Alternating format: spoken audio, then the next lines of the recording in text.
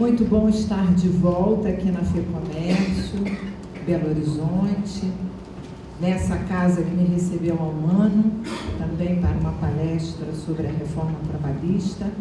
Quero agradecer imensamente o convite em nome da querida Tassiane, que mais uma vez, carinhosamente, não sei o motivo, me chama de novo.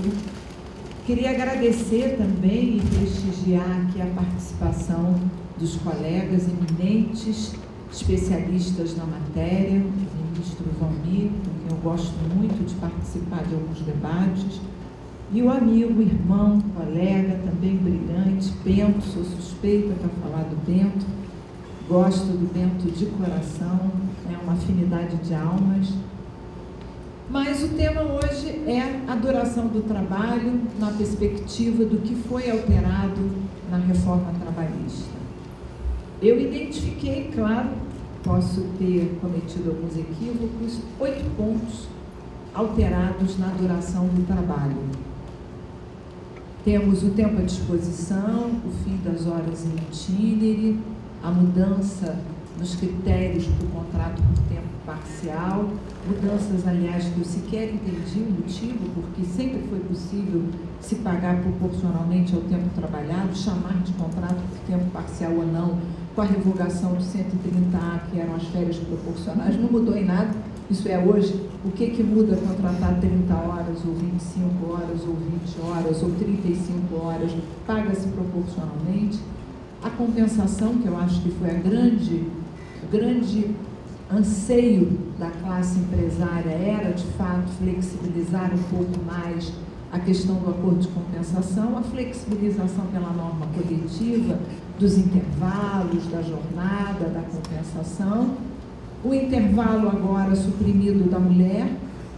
Pessoalmente, eu, como mulher, adorei a supressão. Como professora, tinha que ficar na universidade para fazer 15 minutos extras, 15 minutos descansando. Ficava revoltada. Quero ir embora, não, você tem que descansar 15 minutos para fazer os 15 extras. Eu queria matar, mas foi revogado. Sei que alguns gostavam da norma, principalmente os homens, provavelmente aplicavam. Eu não aplicava, entendia que era uma regra antiga de proteção à capacidade. Hoje em dia a mulher não é mais o sexo frágil, como determinava no passado, se acreditava no passado. E, contrariando a visão do colega Bento, achei um absurdo a regra de autorização da mulher grávida trabalhar em local insalubre. Reconheço que essa foi uma reivindicação das enfermeiras, vi e li na exposição de motivos da reforma que elas acham e querem trabalhar grávidas, mas a gente não tem que pensar só na saúde da mulher, e sim na saúde do nascituro. Quantos agentes no hospital, como rubéola, infecções, podem trazer uma deficiência para o bebê? E com a pobreza que a gente vivencia, talvez eu tenha uma visão distorcida no judiciário, eu não duvido que a trabalhadora venda a saúde do seu filho para ganhar 40% do salário mínimo. Isso não poderia ser um direito sequer disponível.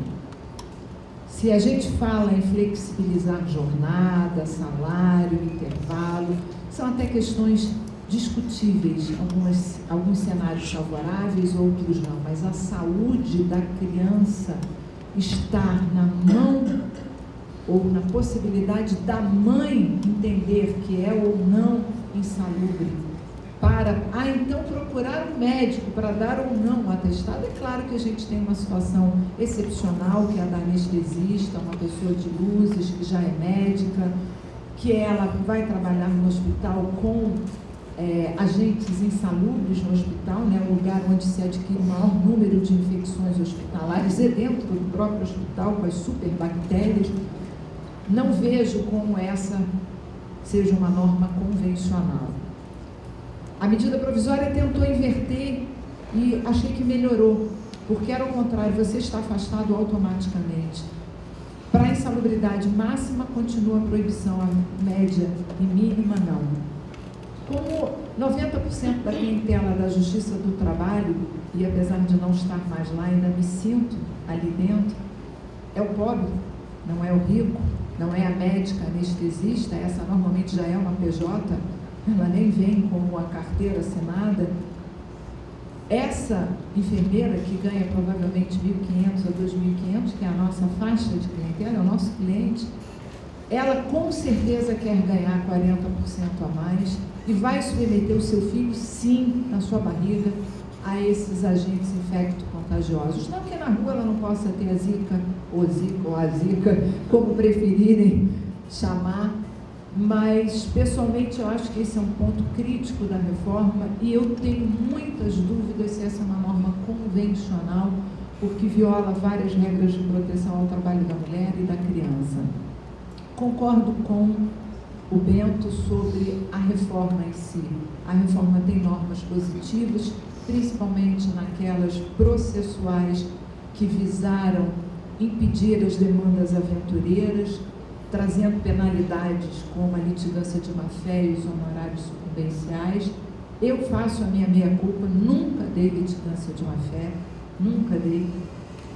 Já vi demandas aventureiras, mas sempre fiquei na dúvida se era o advogado ou era a parte. E sabendo que também a clientela da Justiça do Trabalho era o desempregado, sabendo estatisticamente que 60% ou mais das ações era apenas para pagar verbas da rescisão, uma dúvida ou outra, de fato, o juiz ficava, vamos dizer, refém, sem saber se era o advogado que incrementava ou se era a parte. Como nunca se pedia, dá para você trazer a entrevista com a assinatura dele para dizer que ele disse isso, eu, na dúvida, preferia não aplicar a litigância de má-fé. Participei, sim, desse aumento das demandas aventureiras, fui coadjuvante desse excesso de ativismo, sim, do judiciário trabalhista. Reconheço que algumas questões a reforma veio com olhos e lupas para majorar a nossa posição e tentar podá-la. Voltando ao início, escolhi começar pelo primeiro artigo modificado do tempo à disposição. Para a gente lembrar e ter um pouquinho do retrato dessa reforma trabalhista, a reforma alterou 117 artigos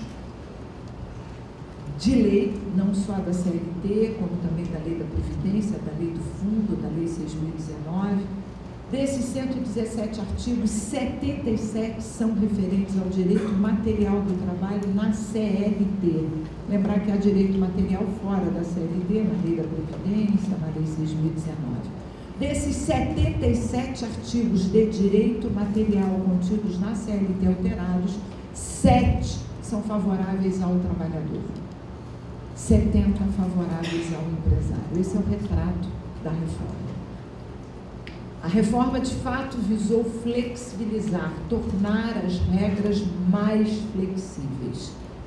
Revogou alguns direitos, ampliou outros para o trabalhador, como, por exemplo, não conceder férias antes de feriados, o grupo econômico por coordenação, esse foi um avanço da reforma, a estabilidade do representante também foi um avanço, e, por outro lado, tivemos avanço também no direito processual. Pessoalmente, acho que a flexibilização da jornada, apesar de não ser uma norma favorável ao trabalhador, foi um avanço.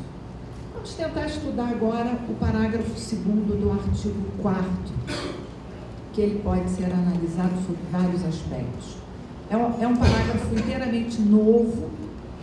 A primeira parte eu concordo inteiramente. Não era comum a Justiça do Trabalho condenar o patrão pelo tempo que o empregado ficava a mais, quando, excepcionalmente, ele se abrigava dentro da empresa por questões climáticas ou de violência externa. Mas foi bom o legislador deixar claro, né? Porque nós sempre temos as exceções, né? Aqueles juízes que, mesmo diante da lei, não cumprem, seja para deferir, seja para indeferir.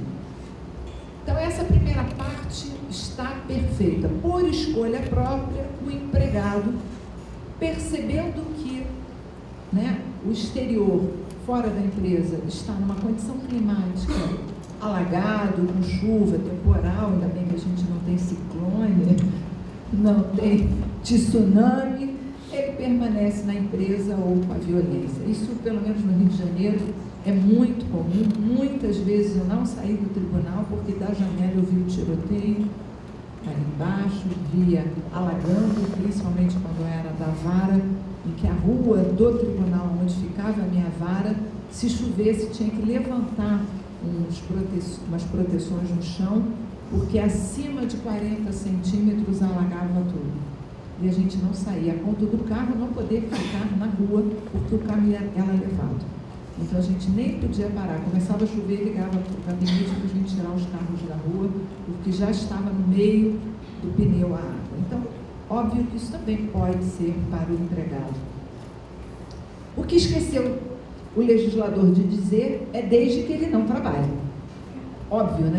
Se ele volta para o trabalho, porque do lado de fora tem chuva, tem alagamento, violência, e fica no ambiente da empresa sem trabalhar, perfeito. Se trabalhou, não é nem tempo à disposição, é trabalho mesmo. O que me preocupa é a segunda parte.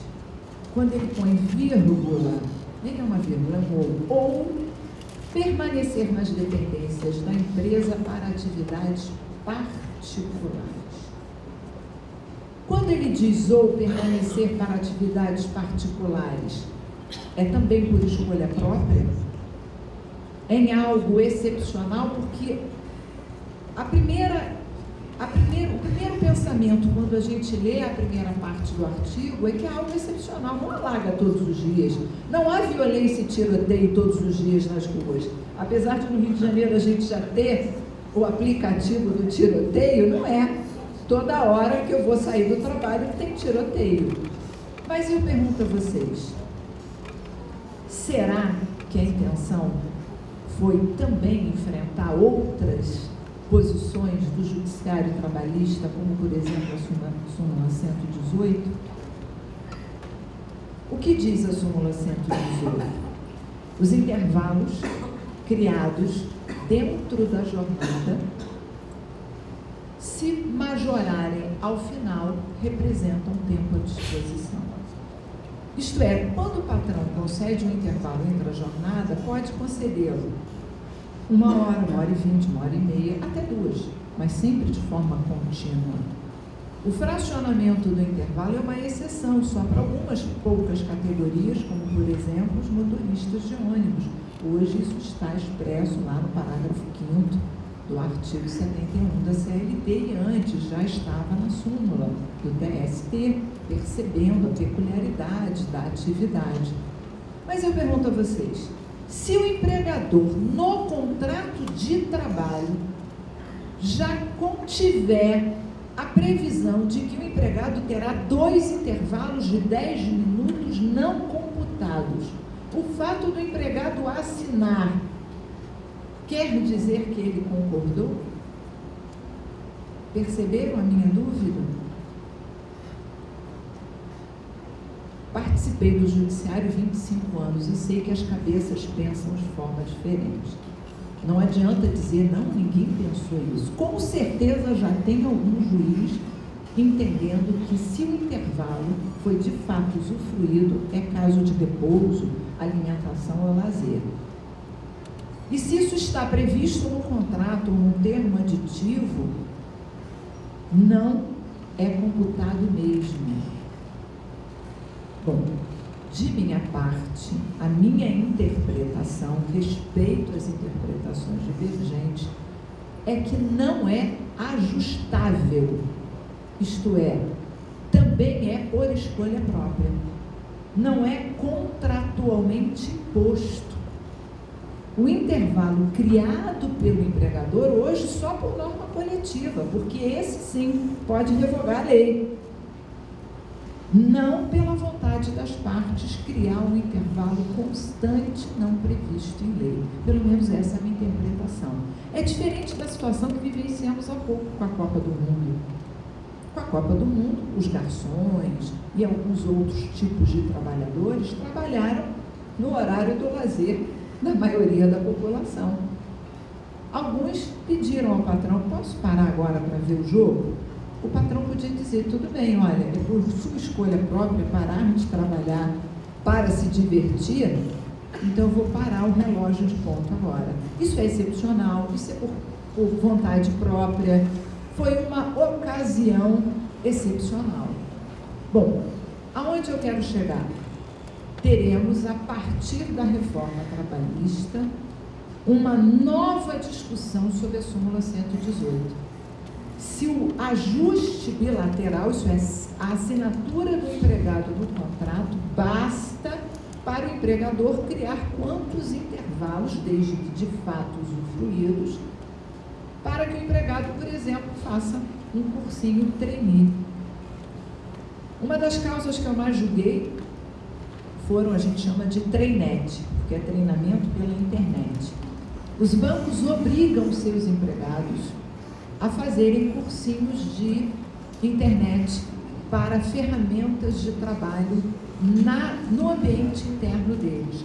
Então, o próprio caixa, o próprio atendente, o próprio gerente só consegue manipular, trabalhar com o programa do banco se ele fizer o cursinho.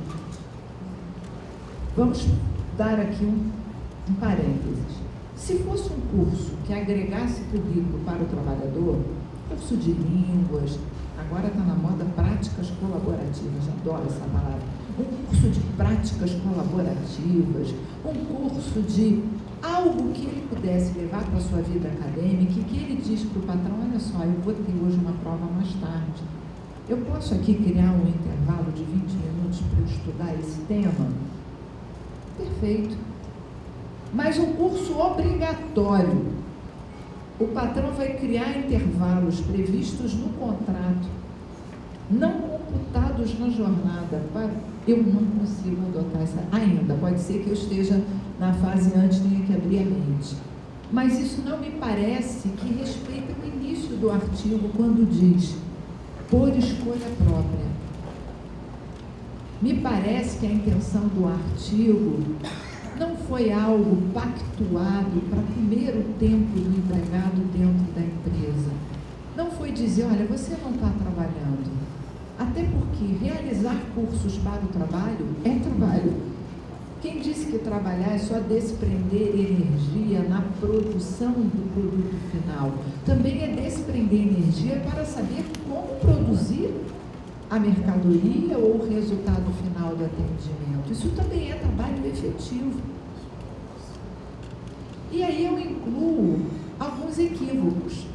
Ao contrário, quando disse que a troca do uniforme, o lanche, claro que visou derrubar a súmula do TST, se não me engano, a 366, a 399. Dessa parte eu concordo. O bom empregador que não obriga os seus empregados a fazer o asseio, a conservação, o asseio, o alimento, né, a troca de uniforme na empresa, e o empregado chega antes, por conta própria, não deveria mesmo ser computado. E talvez isso tenha sido um excesso da jurisprudência, porque passa daqueles 5 minutos. Então, nesse ponto, eu concordo com a reforma. Olha, Rio de Janeiro, você fica 1 hora e meia na condução, em pé, sem ar-condicionado. Você provavelmente vai chegar cansado e suado. Se você já quiser vir uniformizado e ficar melado o resto do dia, porque o suor vai secar no seu corpo, o problema é seu. Mas a gente disponibiliza para aqueles que quiserem chegar antes do expediente, se quiserem tomar banho, trocar de roupa ou colocar o uniforme, perfeito. A mesma coisa construção civil. Eu ofereço lanche. O empregado fica 1 ou 2 horas no trem, chega faminto. Você quer lanchar? Ótimo. Não vai ser computado no tempo. Agora, lembrem que algumas profissões é obrigatório a troca de uniforme no ambiente de trabalho. Vejam o vigilante, o cirurgião. Ele não pode fazer a limpeza, né, com iodo, limpar, lavar, colocar as luvas e vir no ônibus sem encostar em ninguém. Não tem como. Essa é uma troca obrigatória de uniforme no ambiente de trabalho. Tem que ser computado esse tempo. Assim como não é só a troca de uniforme, é a própria higiene. Então, acho que essa interpretação deve ser de forma que não fique nem pesado para os bons patrões e nem sirva de exploração do tempo de trabalho desse empregado. Deveríamos fazer aqui uma regra de ponderação. E aí eu já vou andando para as horas in itinere. O texto anterior e o texto novo. Se a intenção do legislador era apenas de acabar com o cômputo do tempo, casa-trabalho, trabalho-casa, quando o empregador fica em local de difícil acesso, eu até diria que foi uma opção legislativa. Justa em alguns casos, injusta em outros casos, mas foi uma opção do legislador e cabe ao juiz cumprir. A parte que me sensibilizou foi de novo tentar violar outra posição da jurisprudência. Violar não, derrubar mesmo. É que não é mais contado o tempo do portão até o ambiente de trabalho. Eu diria a vocês, regra justa? Depende. Talvez ali, para os grandes centros urbanos, regra justa. A Petrobras, no Rio de Janeiro, tem um prédio de 28 andares, toda da Petrobras. O empregado, 5 elevadores, fica 15 minutos na fila para subir. Até chegar, porque tem elevador por andar, né? Do 1 ao terceiro, do terceiro ao quinto. Então, você fica horas no elevador. Mas isso acontece em qualquer prédio da cidade. Ali no centro da cidade onde eu trabalho, qualquer prédio grande com poucos elevadores. Então, não acho que esse tempo deva ser computado. É comum acontecer em qualquer ambiente maior, um aglomerado. Mas não é justa essa regra para o rural. O rural entra na fazenda, vamos dizer até o ambiente do cartão de ponto, tá? Se não quiser contar do portão até a casa lá dos... Mas ele caminha até o local do corte da cana ou da colheita 20, 30, 40 minutos, sol aberto, chuva, nas intempéries. E eu só vou contar o tempo de trabalho dele quando ele começar a cortar cana, depois que caminhou 20 minutos. Essa regra não é justa. Assim como não é justo dizer que você esperar na fila do elevador é computado. Isto é, infelizmente, a lei é feita para todos, mas nós devemos interpretar as situações excepcionais. Eu diria que lá no Rio de Janeiro nós temos um caso que é a da Fiocruz. É um castelinho bonitinho, não sei se vocês já conhecem, onde eles fazem as pesquisas, as vacinas. E acho que a minha vida inteira, 25 anos do judiciário, eu julgo o mesmo caso. Só tem ônibus até a porta do castelinho, que fica lá embaixo. Todos têm que caminhar 25 minutos. Não é computado? Lá na... Deixa eu só olhar o meu tempo. Lá na Globo, a mesma coisa. Fica em Jacarepaguá o Projac. Claro que os atores, os apresentadores, os artistas, os famosos vão de carrinho de golfe até o estúdio. Outros vão caminhando. E só vão marcar o cartão de ponto quando chegar no estúdio? 25 minutos caminhando? Essa seria uma regra justa? Não sei. O do rural com certeza não é. Porque quanto mais ele corta a cana, mais tempo ele tem que ficar caminhando no dia seguinte. Ele não tem nenhum prognóstico de quanto tempo ele vai caminhar, porque quanto maior a quilometragem, da fazenda, ele vai... É um trabalho contraprodutivo para ele. Ele corta, vai devastando. No dia seguinte, ele vai ter que caminhar 20 minutos a mais, 15 minutos a mais. Isso não tem fim. Tínhamos que ter uma regra intermediária. Bom, o ponto positivo disso tudo, aí é o resumo, de tudo que a gente discutiu, as súmulas que serão revistas, moduladas, analisadas. Do ponto de vista disso tudo, eu já vou pular, por causa do nosso tempo, para a compensação de jornada. Esse foi um ponto extremamente positivo da alteração da reforma. Eu acho que os empresários não aguentavam mais a justiça do trabalho. O segundo maior índice de ações trabalhistas na justiça do trabalho, tirando as verbas da rescisão, são as horas extras. Para o juiz do trabalho, isso é para a justiça do trabalho, nada vale. Cartão britânico não vale. Horas extras habituais no acordo de compensação. Cartão rasurado não vale. Cartão sem assinatura não vale. Cartão biométrico, que dê assinatura, mas é a impressão digital, não tem assinatura, não. Nada vale. O empresário é sempre condenado, e o pior, pela presunção da jornada da inicial. A lei não lhe dá não lhe dava muita flexibilidade para negociar. Esse era o grande clamor. Se toda a reforma trabalhista tivesse se limitado até a ampliar mais essa negociação, sem a intervenção do sindicato em algumas oportunidades, seria ótimo, porque deixaria livre patrão e empregado.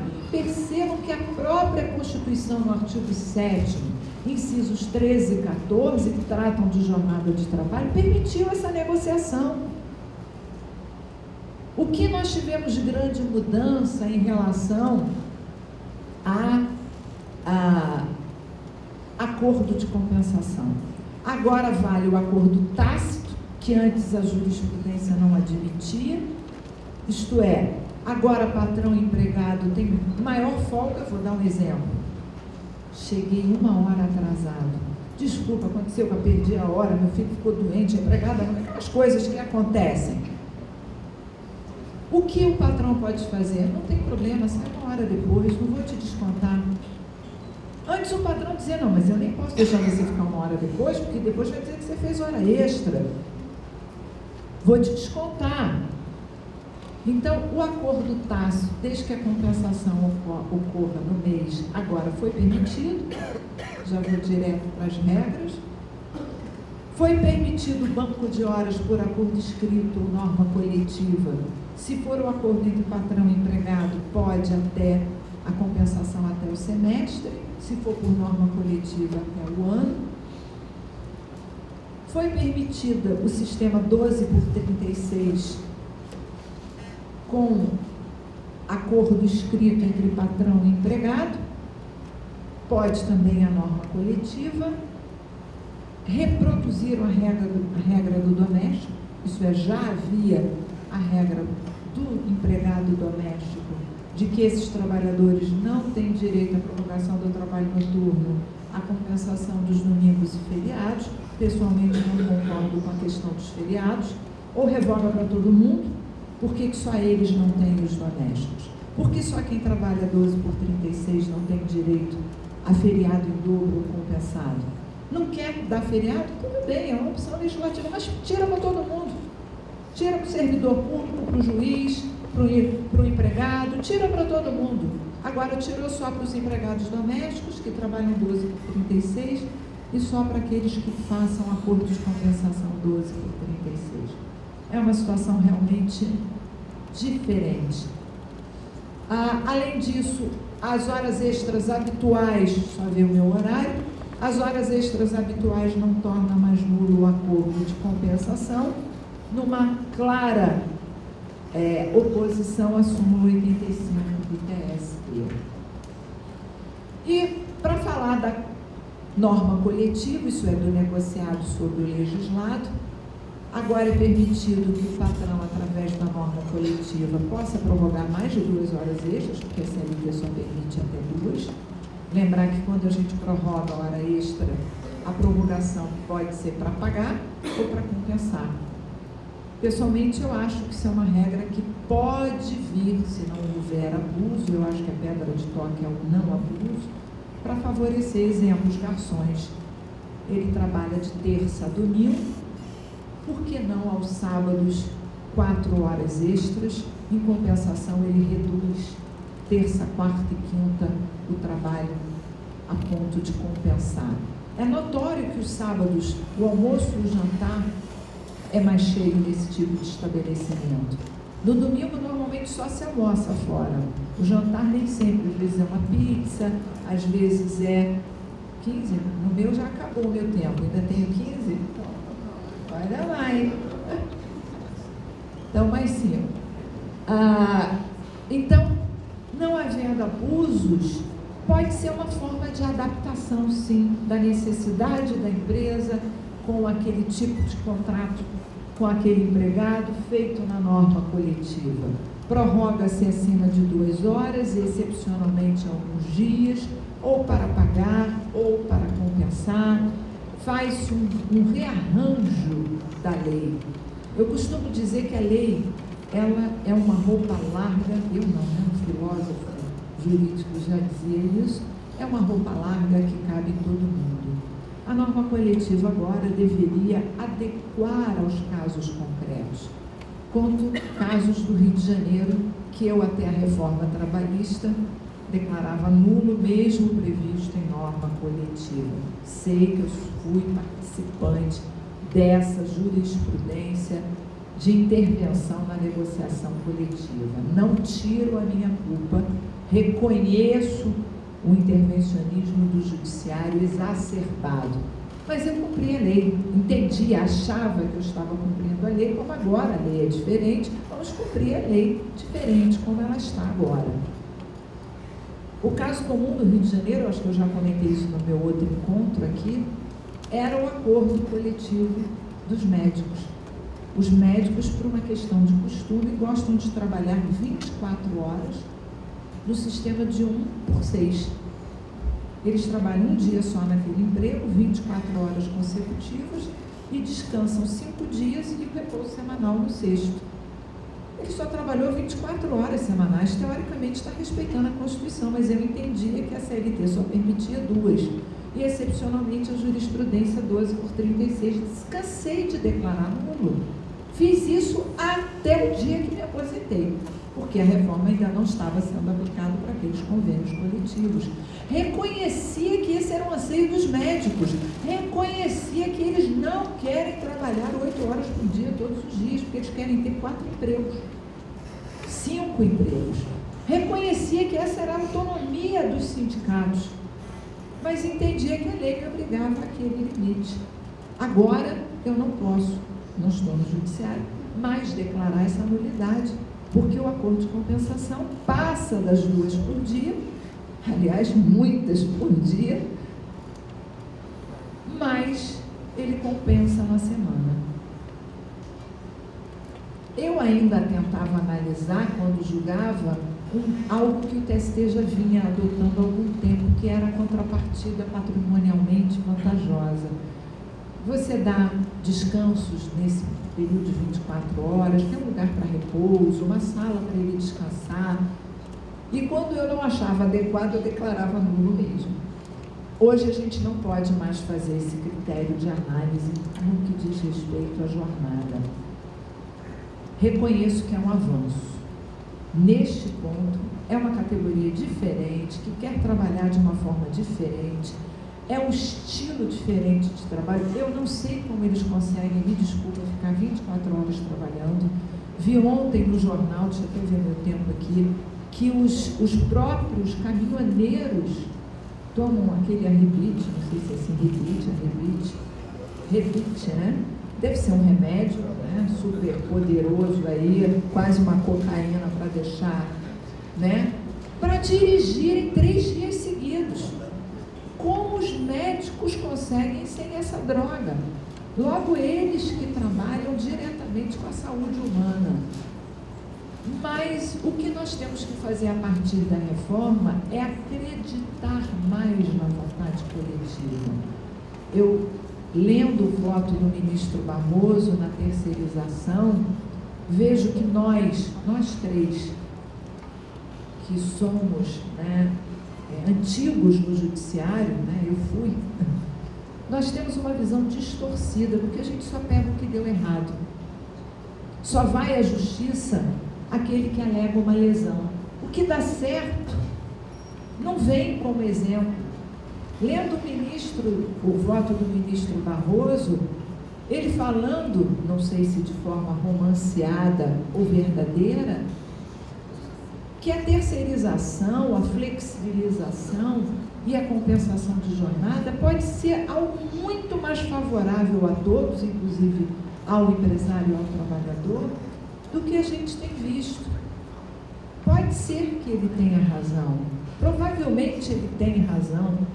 Nós temos uma visão distorcida, não julgamos questões que deram certo, nós julgamos o que dá errado. Então, no ponto compensação de jornada, ainda a norma coletiva pode estabelecer uma regra diferente, pelo menos entendo dessa forma, provavelmente o ministro Valmir vai discordar, a respeito da obrigatoriedade dos cartões de ponto, porque essa é uma norma que não está na Constituição. Quando a CLT diz que um estabelecimento com mais de 10 empregados é obrigado a ter controle de ponto, a norma coletiva pode dizer não, mais de 20. Mais de 10 é muito complexo para mim. Pode estabelecer que vai fazer só o controle de frequência e de, por sinal houve até um julgamento há pouco do TST, só de hora extra e não da jornada.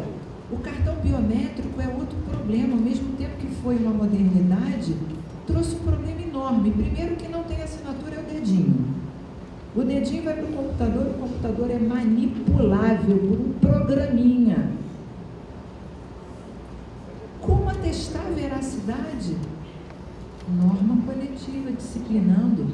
O biométrico, ele não computa os intervalos.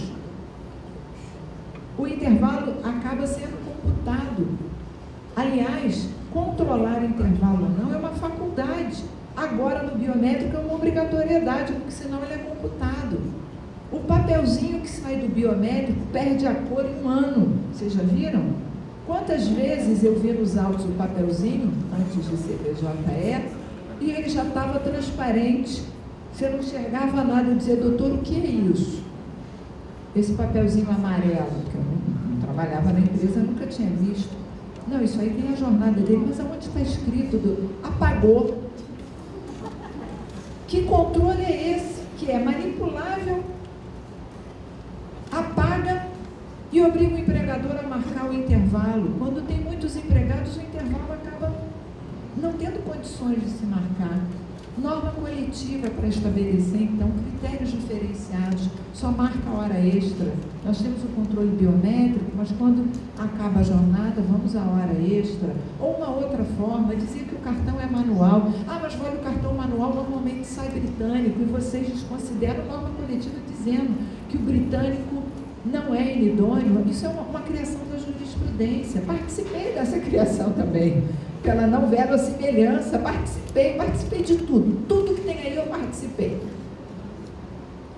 Mas faço a minha meia-culpa. Tem casos que são verdadeiros. Quantas vezes em audiência eu mostrava o cartão para o vigilante, estava lá de 9 às 19, de 9 às 19, de 9 às 19, ele é verdadeiro, sem nenhuma variação por anos.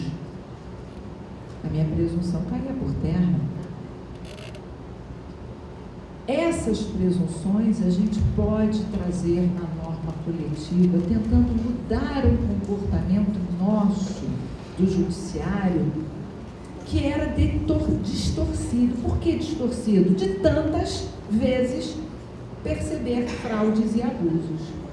Bom, finalmente meu tempo chegou ao fim, cumpri os 40 minutos, pouco menos que meu amigo Bento. Agradeço a todos pela atenção, desculpa ter ultrapassado um pouquinho do tempo e encontro vocês ano que vem de novo para falar da reforma. Muito obrigada.